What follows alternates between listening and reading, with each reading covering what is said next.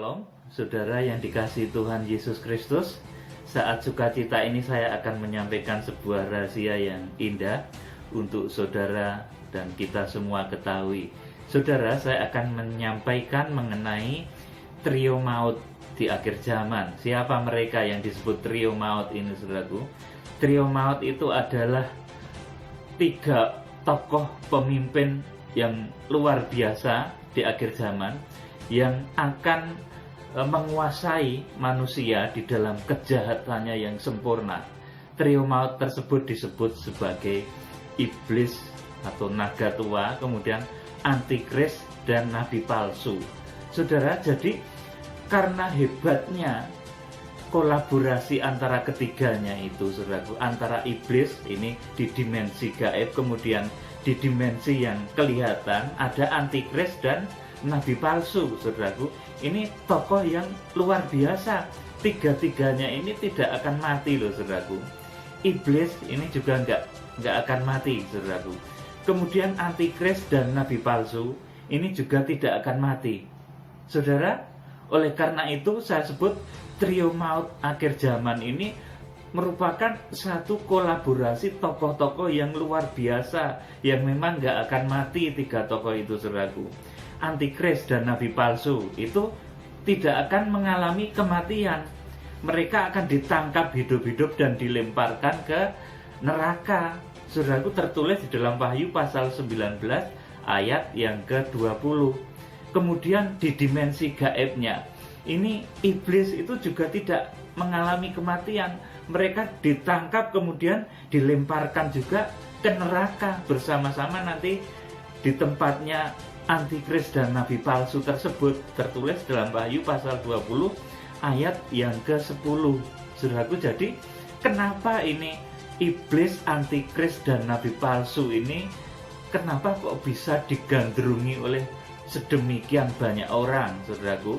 Itu karena mereka memang pertama adalah tokoh yang hebat, saudaraku. Sekalipun itu tokoh yang jahat, itu tokoh yang tidak benar, tapi mereka adalah tokoh-tokoh yang hebat dan mereka tidak bisa mati, saudaraku.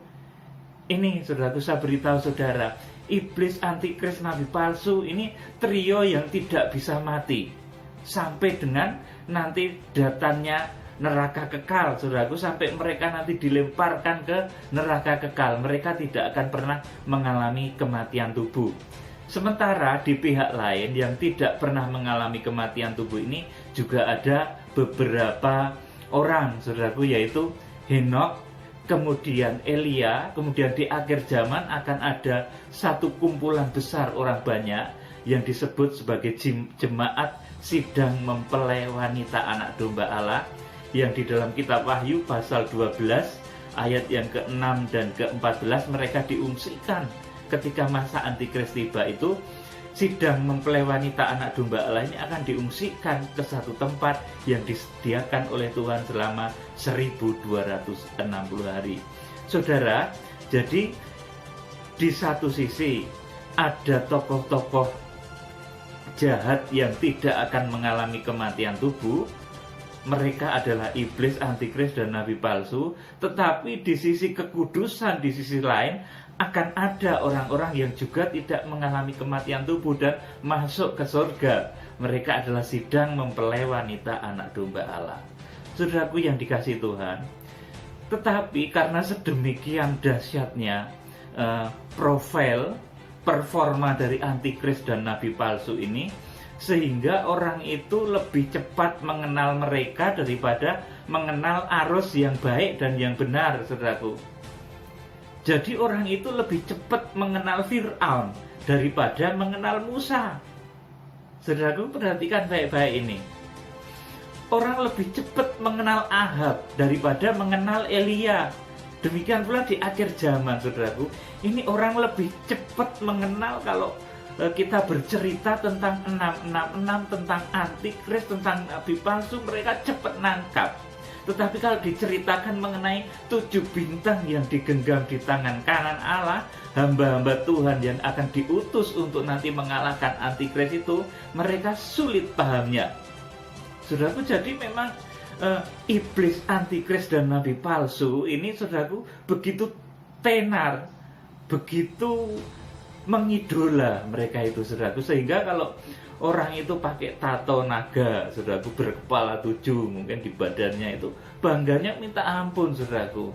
Betul-betul bangga banget, saudaraku. Digambari ular, saudaraku, ular naga yang berkepala 7, bertanduk 10 mungkin di dadanya, saudaraku. Ini bangga, wah gagah aku. Nah, tatonya naga berkepala 7, saudaraku, merasa bangga begitu, saudaraku. Atau mungkin, saudaraku, dia mengidolakan antikris dan nabi palsu, kemudian bangga banget dengan nomor atau angka 666 itu, saudaraku. Bahkan saat ini mulai ada gerakan yang mengarah kepada terbentuknya, saudaraku, kegenapan Wahyu pasal yang ke-13 ini. Mereka sedang mengupayakan supaya Wahyu pasal 13 tanda 666 itu, saudaraku, betul-betul digenapi dan terjadi. Dan mereka ingin merekalah menjadi tokohnya.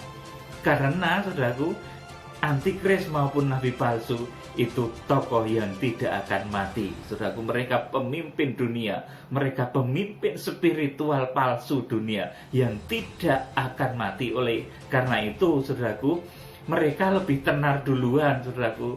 Sudah bisa kita pahami. Saya juga kemarin sempat heran sedikit, saudaraku, kenapa ya kalau bercerita tentang antikris dan nabi palsu, ini pasti antusiasme pendengar, antusiasme jemaat itu lebih greget gitu loh, saudaraku, daripada ketika saya menceritakan munculnya 7 bintang, saudaraku. Padahal mereka nanti akan berhadapan-hadapan. Itulah musuh bebuyutan. Musuh bebuyutannya antikris dan nabi palsu itu adalah 7 bintang yang digenggam di tangan kanan Allah. Itu nanti merupakan musuh bebuyutannya. Tetapi, saudaraku, yang tenar duluan ini justru adalah antikris dan nabi palsu lewat tandanya 666. Bahkan kemarin ketika saya menyampaikan, membukakan mengenai rahasia yang bisa mengalahkan tanda 666 itu, ternyata 777, tanda 777, 7 meterai, 7 sangkakala, dan 7 cawan murka Allah yang dibawa oleh 7 bintang yang digenggam di tangan kanan Allah, yang dibawa oleh 7 hamba Tuhan di akhir zaman, yang laksana Musa. Memang, saudaraku, Fir'aun itu lebih tenar duluan daripada Musa. Seperti halnya juga ini antikris dan nabi palsu ini tenarnya lebih duluan daripada 7 bintang yang digenggam di tangan kanan Allah. Karena di dalam kitab Wahyu memang antikris dan nabi palsu ini dituliskan secara nyata sekali. Tetapi mengenai 7 bintang ini, dia disembunyikan dan hanya terlihat oleh orang-orang yang berhikmat dan diproyeksikan oleh Tuhan menjadi mempelai wanita anak domba Allah. Jadi yang bisa melihat mengenai antikris dan nabi palsu ini, semua orang dunia bisa cepat paham. Tapi kalau tentang 7 bintang yang digenggam di tangan kanan Allah, Wahyu pasal 1 ayat 16, ini yang paham ini cuma orang-orang pilihan, saudaraku. Jadi begitu. Kalau saudara melihat film ya, itu kalau namanya lakon, saudaraku, itu menangnya belakangan, saudaraku. Yang tampil hebat pertama itu pasti si jahat, saudaraku. Si jahat itu pasti tampil menang duluan, saudaraku. Kelihatan hebat duluan, tapi nanti akan kalah, saudaraku. Jadi begitu. Di dalam skenario kitab Wahyu pun begitu. Trio dari kejahatan yang namanya iblis, antikris, dan nabi palsu ini, mereka tenar duluan dengan tandanya 666. Saudara, saya akan mulai dengan iblis atau si ular tua. Ini bapa pendusta, penggerak dari segala macam kejahatan. Ini berada di dimensi roh, dimensi gaib, saudaraku. Ini disebut juga naga yang merah padam. Wahyu pasal 12 ayat 3 dan ke-4, saya bacakan. Maka tampaklah suatu tanda yang lain di langit, dan lihatlah, seekor naga merah padam yang besar, berkepala 7 dan bertanduk 10, dan di atas kepalanya ada 7 mahkota, dan ekornya menyeret sepertiga dari bintang-bintang di langit, dan melemparkannya ke atas bumi. Dan naga itu berdiri di hadapan perempuan yang hendak melahirkan itu untuk menelan anaknya segera sesudah perempuan itu melahirkannya. Amin, saudaraku. Jadi ini profil dari naga merah padam, performanya itu sudah langsung berkelebat, saudaraku. Wah, begitu elok, naga merah besar, saudaraku, dengan kepalanya 7, bertanduk 10, mahkotanya 7. Wah, ini kalau dilukis indah sekali, saudaraku. Dijadikan tato juga keren, saudaraku. Dijadikan kaos mungkin hiasan juga bagus sekali gambar itu, saudaraku. Tetapi, saudaraku, itu simbol dari kejahatan, saudaraku. Karena iblis ini merupakan, saudaraku, sosok yang akan mempengaruhi. Dia merupakan sumber kekuatan dari antikris maupun nabi palsu. Jadi tugas dari iblis, saudaraku, apa yang akan dikerjakan oleh iblis ini adalah memalsukan pekerjaan Allah Bapa. Perhatikan baik-baik. Jadi naga tua yang tertulis di dalam Wahyu pasal 12 ayat 3 dan 4 ini adalah memalsukan pekerjaan Bapa yang memberi kekuatan luar biasa kepada antikris dan nabi palsu. Iblis ini nanti akan memberikan kekuatannya kepada antikris dan juga nabi palsu. Saudaraku yang dikasihi Tuhan, ini dulu di kitab Kejadian, saudaraku, iblis ini baru digambarkan sebagai ular kecil yang menggoda Hawa, yang membuat Hawa dan Adam terjatuh di dalam dosa. Waktu itu masih dinamakan ular, belum disebut naga. Tetapi di akhir zaman performanya sudah semakin luar biasa. Dia berkelebat luar biasa, begitu indah, mempesona, sehingga orang itu lebih tahu tentang naga tua ini duluan daripada 7 bintang. Padahal 7 bintang ini munculnya di Wahyu pasal 1, saudaraku. Perhatikan baik-baik, saudaraku. Apa ndak ironis ini, saudaraku? Tuhan itu sudah menyediakan yang akan mengalahkan munculnya kejahatan di akhir zaman ini dengan diutusnya 7 bintang yang ada di genggaman tangan Tuhan, melalui profil Tuhan yang tampil sebagai imam besar di Wahyu pasal 1 ayat yang ke-13-20. Dia yang memegang 7 bintang itu sudah diperlihatkan, tetapi orang belum nangkep maksudnya. Yang cepat ditangkap maksudnya langsung yang Wahyu pasal 12 ini. Jadi Fir'aun itu tenar lebih dulu, saudaraku. Jadi si jahat itu selalu tenar lebih dahulu, tapi nanti akan kalah, saudaraku. Ini yang pertama. Jadi iblis atau naga tua, naga merah padam yang tertulis dalam Wahyu pasal 12 ayat 3 dan 4 ini memalsukan pekerjaan Allah Bapa. Perhatikan, iblis, si ular tua itu memalsukan pekerjaan Allah Bapa. Kemudian yang kedua, ini antikris, saudaraku. Ini tertulis di dalam Wahyu pasal yang ke-13 ayat yang ke-1 dan ke-2. Antikris ini memalsukan siapa? Antikris adalah memalsukan Tuhan Yesus Kristus. Kita akan membaca Wahyu pasal yang ke-13 ayat 1 dan ke-2. Lalu aku melihat seekor binatang keluar dari dalam laut, bertanduk 10 dan berkepala 7. Di atas tanduk-tanduknya terdapat 10 mahkota, dan pada kepalanya tertulis nama-nama hujat. Ayat 2, binatang yang kulihat itu serupa dengan macan tutul, dan kakinya seperti kaki beruang, dan mulutnya seperti mulut singa. Dan naga itu memberikan kepadanya kekuatannya, dan tahtanya, dan kekuasaannya yang besar. Jadi antikris ini nanti adalah manusia, saudaraku. Manusia yang diberi kekuatan secara sempurna oleh naga, oleh iblis, saudaraku. Dan naga itu memberikan kepadanya kekuatannya dan tahtanya dan kekuasaannya yang besar, saudaraku. Jadi antikris itu juga manusia pilihan, tapi pilihannya iblis, saudaraku. Dia juga hebat, karena nanti dia juga akan menjadi tokoh pemimpin dunia, saudaraku. Bahkan akan menguasai seluruh dunia ini di dalam kepemimpinan antikris nanti ketika 1260 hari terakhir sebelum Tuhan Yesus datang. itu nanti antikris akan muncul, saudaraku, di mana di sini performanya, profilnya seperti tertulis dalam kitab Wahyu pasal 13 ayat 1 sampai 2, saudaraku. Ini merupakan kombinasi dari macan tutul. Ini satu kecepatan kejahatan, kemudian kombinasi dari beruang, kaki beruang, kemudian mulut singa. Singa ini gambaran dari raja. Jadi nanti antikris itu merupakan satu pemimpin dunia, saudaraku, merupakan satu pemimpin pemerintahan, pemimpin dunia, saudaraku. Kemudian kombinasi dari kekuatan naga, saudaraku.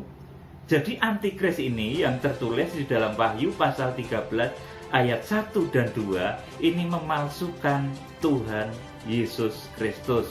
Kalau Tuhan Yesus Kristus itu tampilnya, saudaraku, dia sebagai raja.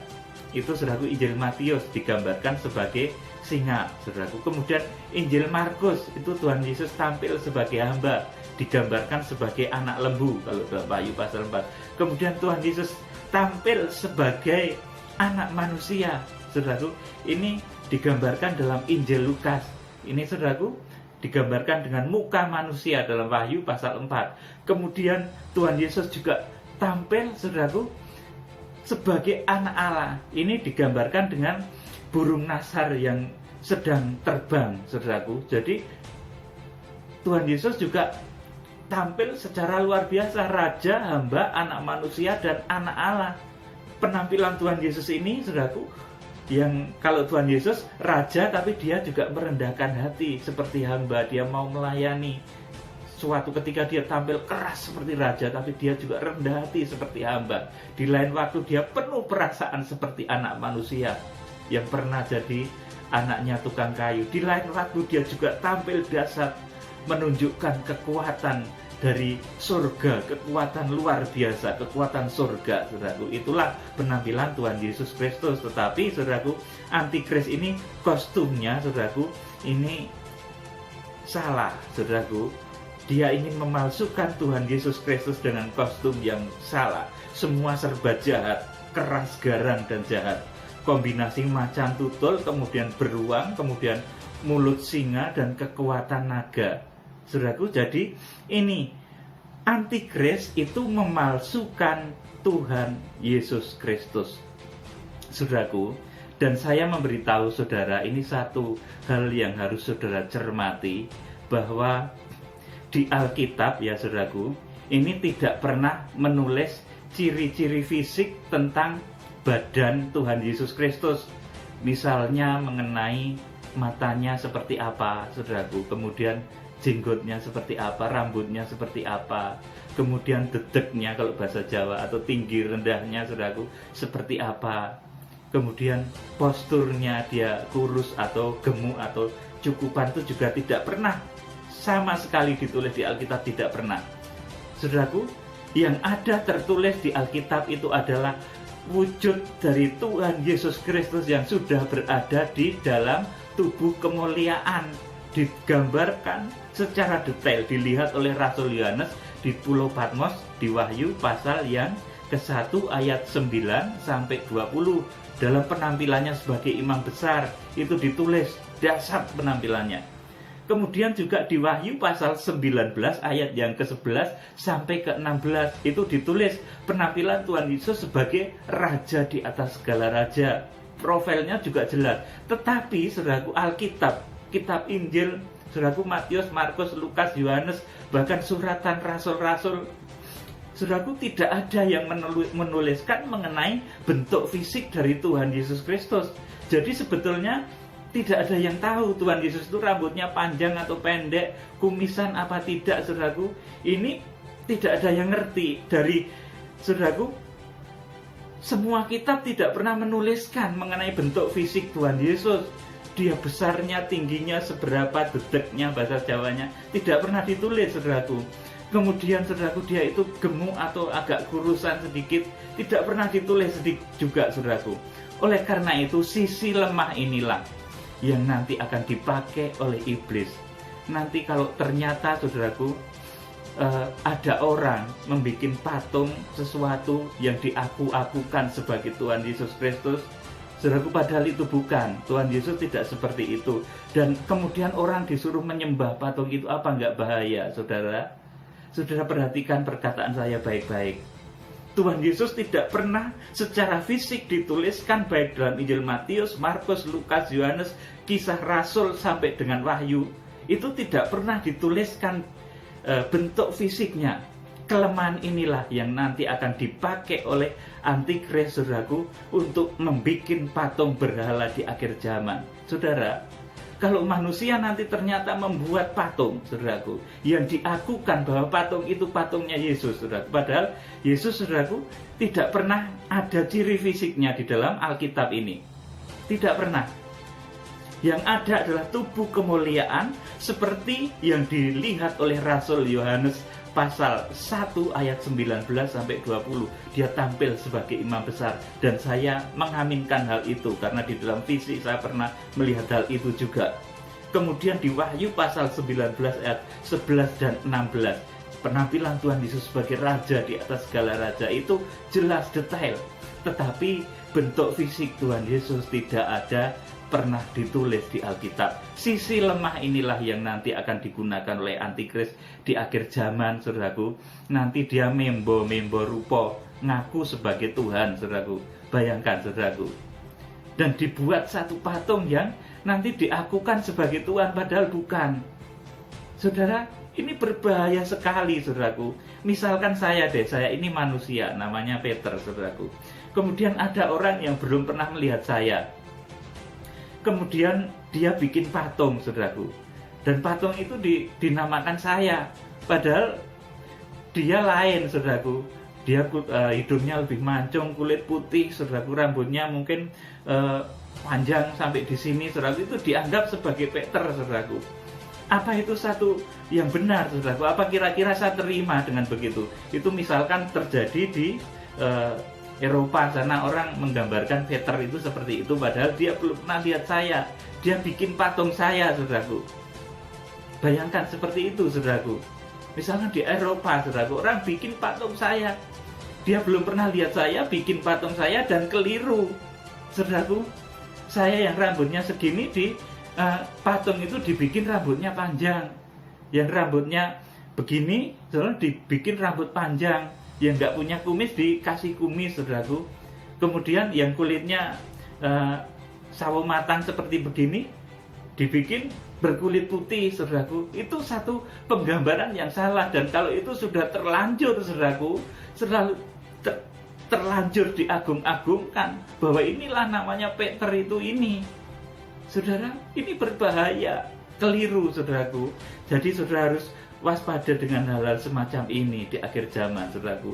Jangan-jangan nanti, saudaraku, sesuatu yang tidak benar itu malah menjadi senjatanya antikris di akhir zaman, saudaraku.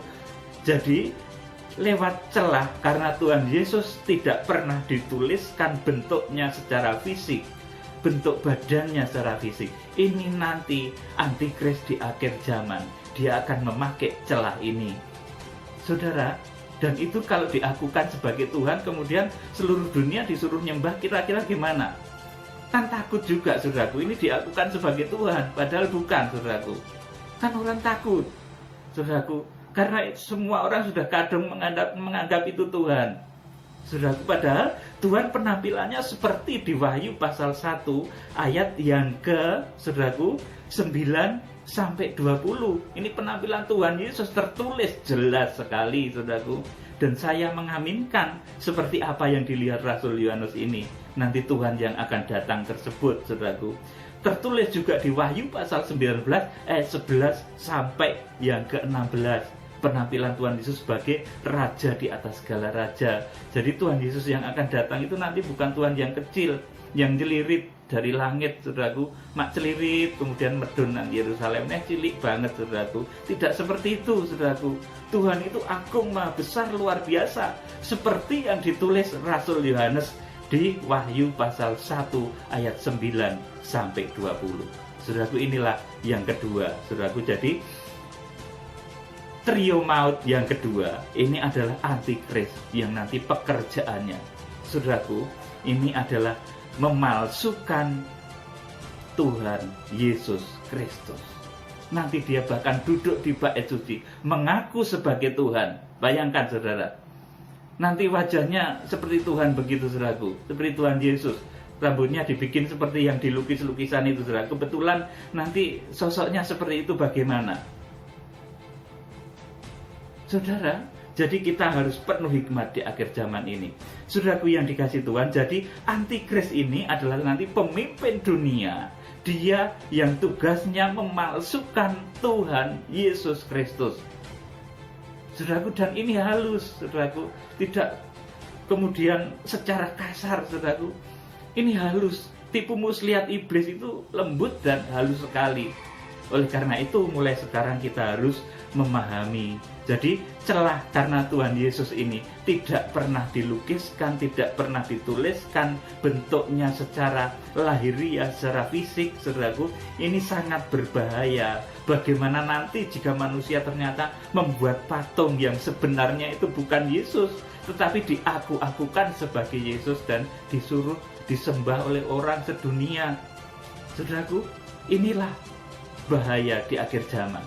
Saya beritahu saudara. Jadi trio yang kedua ini antikris. Antikris ini pekerjaannya adalah memalsukan Tuhan Yesus Kristus. Kemudian trio yang ketiga ini namanya nabi palsu, saudaraku. Ini tertulis di dalam kitab Wahyu pasal yang ke-13 ayat yang ke-11. Saya akan bacakan. Ini trio yang ketiga, saudaraku. Dan aku melihat seekor binatang lain keluar dari dalam bumi dan bertanduk dua sama seperti anak domba, dan ia berbicara seperti seekor naga. Saudaraku, yang ini pun halus, saudaraku. Tampilnya itu seperti anak domba. Dia tampil sebagai sosok pemimpin spiritual tetapi palsu. Ya, anak domba itu namanya anak domba tentunya ya lemah lembut, tidak ada unsur kekerasan dan lain sebagainya. Saudaraku, dia lemah lembut tetapi suaranya di sini dikatakan. Dan aku melihat seekor binatang lain keluar dari dalam bumi dan bertanduk dua seperti anak domba. Jadi solah bawane atau tingkahnya itu seperti anak domba, seperti pemimpin spiritual yang halus, saudaraku. Tetapi suaranya ia berbicara seperti seekor naga. Saudaraku, jadi dia tingkah lakunya solah bawane bahasa Jawane atau gelagatnya dia itu seolah-olah seperti pemimpin spiritual, tetapi yang ia suarakan mulutnya itu adalah mulut naga, suara naga, suaranya iblis tadi, saudaraku. Suara naga itu apa? Kita akan pelajari, saudaraku. Kejadian pasal yang ke-3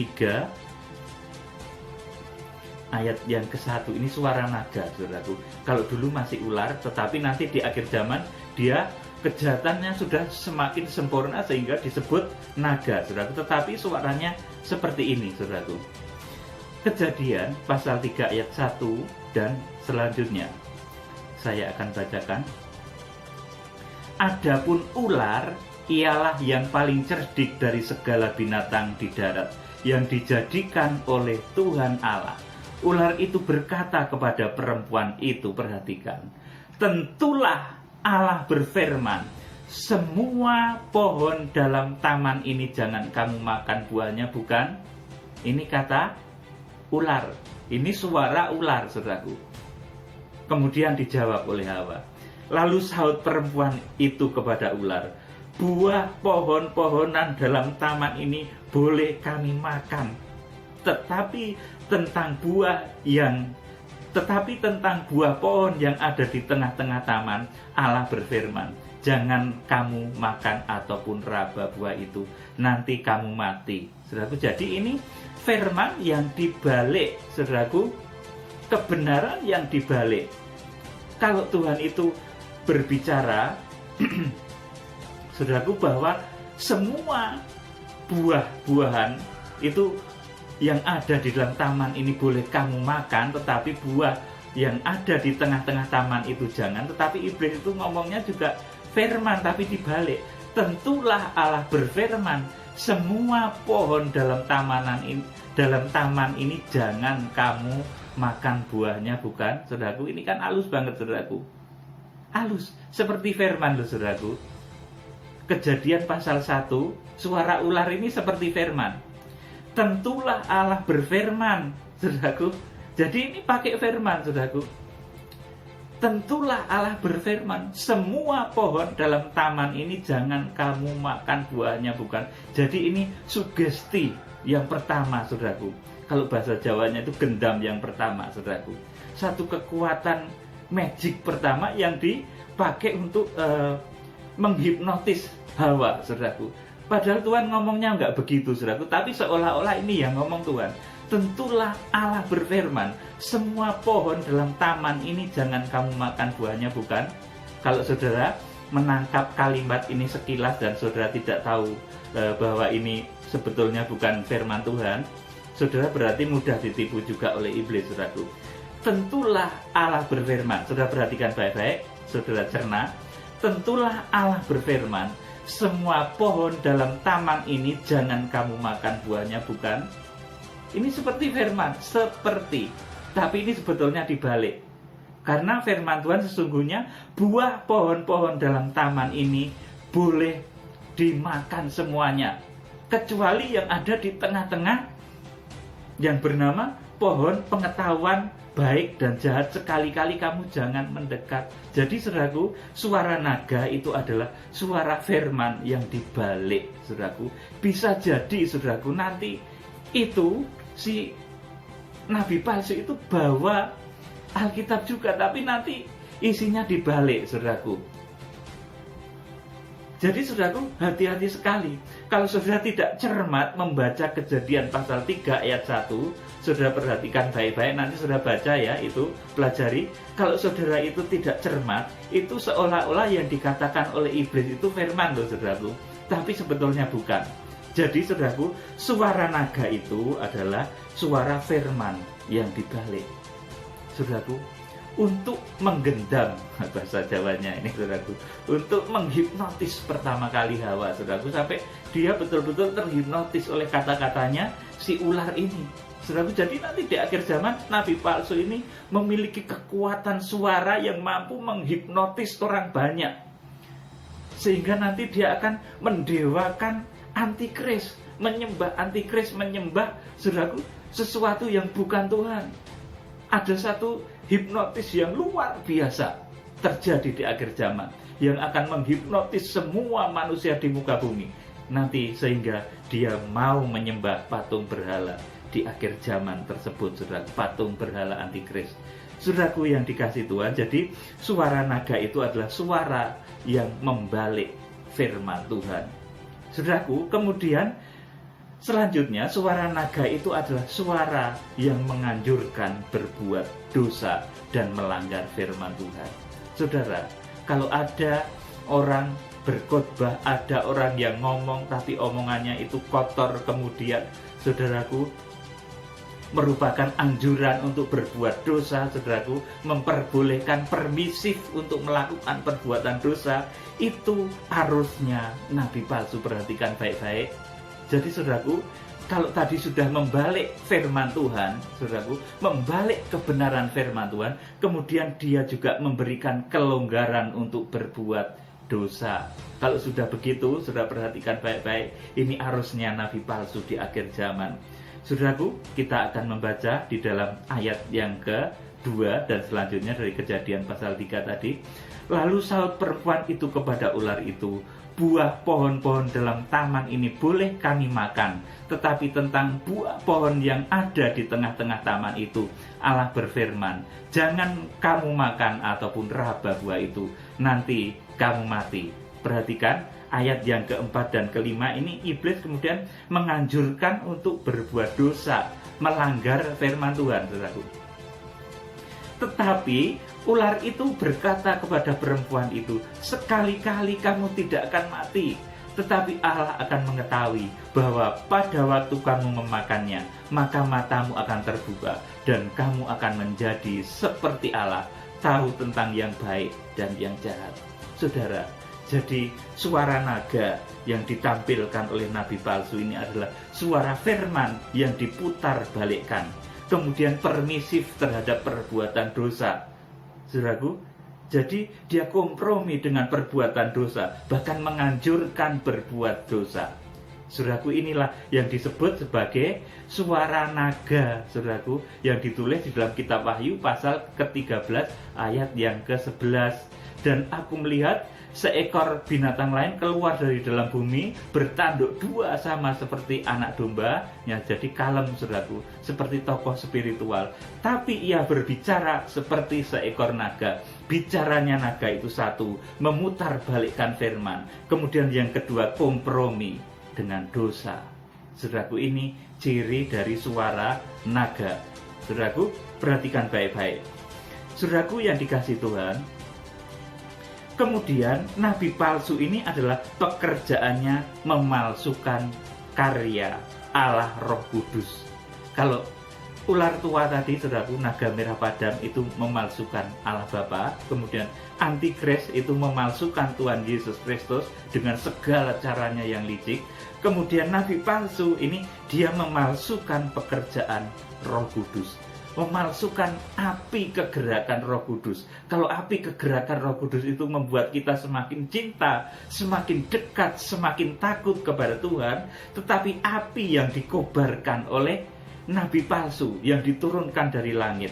Saudara, saya akan bacakan Wahyu pasal 13 dan ayat yang ke-13, saudaraku. Dan ia mengadakan tanda-tanda yang dahsyat di langit, bahkan ia menurunkan api dari langit ke bumi di depan mata semua orang. Jadi nabi palsu ini juga mengobarkan satu api yang lain, saudaraku, api dari langit, saudaraku. Kalau api Pentakosta itu membuat kita bergairah, takut, semakin dekat kepada Tuhan, semakin cinta kepada Tuhan. Tetapi api yang diturunkan oleh nabi palsu ini adalah api spirit palsu, saudaraku. Api roh cinta dunia, api roh cinta harta, api roh cinta kepada uang, saudaraku, yang akan membawa, saudaraku, manusia nanti mendewa-dewakan uang. Bahkan nanti akhirnya akan membuat patung antikris tadi, saudaraku, yang kemudian akan juga membuat satu konspirasi untuk jual beli, saudaraku, dan semua orang tidak bisa berjual beli kecuali orang yang memakai tanda konspirasi mereka, yaitu tanda 666. 666 ini adalah simbol dari api dari langit yang diturunkan oleh nabi palsu, spirit palsu, saudaraku, satu gairah palsu, saudaraku. Jadi pekerjaan dari nabi palsu ini, saudaraku, ini adalah menurunkan spirit palsu, gairah, satu semangat palsu, yaitu semangat untuk cinta dunia, semangat cinta harta, cinta kekayaan, cinta uang, saudaraku. Itu semangat yang akan ditiupkan oleh nabi palsu di akhir zaman. Saudara perhatikan baik-baik. Kalau saudara mencintai uang keterlaluan, saudara lebih cinta uang dari Tuhan, saudara akan masuk kepada arusnya nabi palsu ini, saudaraku. Saudara tidak akan masuk arusnya Pentakosta, arusnya Roh Kudus, tetapi saudara akan masuk kepada arusnya nabi palsu yang menurunkan api dari langit juga. Apinya adalah spirit palsu, apinya adalah api roh cinta dunia, roh cinta uang, roh cinta harta. Saudaraku, 666 yang ditulis di dalam Wahyu pasal 13 ayat 18 itu, selain seperti yang sudah diotak-atik seperti sebagian besar pendeta yang menyampaikan, saudaraku, bahwa itu tandanya nanti begini. 666 itu sebetulnya merupakan satu simbol dari kekayaan dan kemegahan dunia, saudara. Jadi 666 itu simbol dari kekayaan dan kemegahan dunia. Kita akan membaca 1 Raja-Raja 10 ayat 14. Ini kekayaan Salomo, saudaraku. Perikopnya adalah penghasilan Salomo dan kekayaannya. Ini judulnya, penghasilan Salomo dan kekayaannya. Adapun emas yang dibawa kepada Salomo dalam 1 tahun ialah seberat 666 talenta. Amin. Saudaraku, ini ditulis duluan daripada kitab Wahyu. Saudara, jadi kitab Wahyu ini bukan jiplak ini juga, saudaraku, tetapi ini sudah membuka rahasia kitab Wahyu pasal yang ke-13 ayat yang ke-18, bahwa nanti tanda dari orang-orang yang mengikuti nabi palsu itu, saudaraku, mereka akan diberi tanda 666 di dahi dan di tangan mereka. Secara fisik itu nanti akan ada, entah bentuknya seperti apa, tetapi itu akan ada. Karena, saudaraku, itu merupakan satu trademark, saudaraku, satu tanda. Sudah saya jelaskan di pokok bahasan yang lain, kalau tanda itu nanti secara fisik ada, secara spiritual ada. Tapi ini secara rohani, saudaraku, ini menunjuk kepada orang yang memberhalakan harta. Seperti emas, kekayaannya Salomo itu 666 talenta. Jadi, saudaraku, spirit dari nabi palsu di akhir zaman ini adalah cinta harta, cinta uang, cinta dunia, dan tidak perlu Tuhan. Saudaraku yang dikasih Tuhan, jadi inilah roh yang digandrungi oleh sebagian besar manusia di akhir zaman. Trio maut dari iblis, antikris, dan nabi palsu. Ini akan memalsukan pekerjaan Allah Bapa, Sang Putra, dan Roh Kudus. Ini satu pelajaran, saudara simak baik-baik.